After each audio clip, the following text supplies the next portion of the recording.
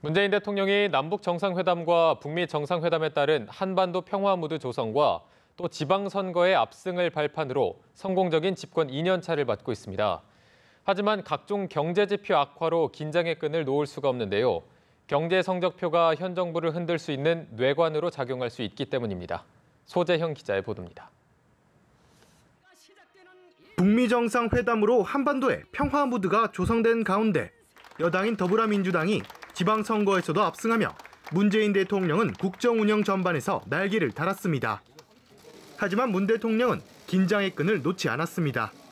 선거 결과에 결코 자만하거나 안일해지지 않도록 각별히 경계하겠습니다. 문 대통령이 가장 우려하는 부분은 바로 경제입니다. 제이노믹스의 핵심인 소득주도 성장론에 기반한 각종 정책들의 효과가 성적표를 내놓고 있는데 내용은 기대 이하입니다. 지난 1분기 소득 하위 20%의 가계 소득은 작년보다 8% 줄었고 월소득 100만 원 이하 가구는 110만 원을 써야 할 형편이어서 빚을 내 살고 있는 실정입니다.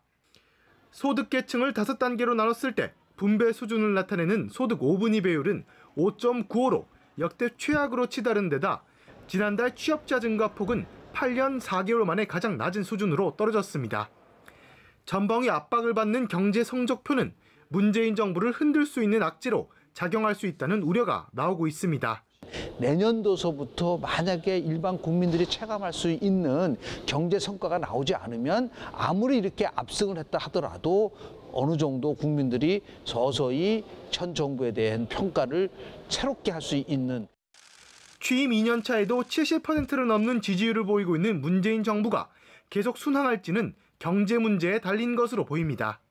연합뉴스TV 소재영입니다.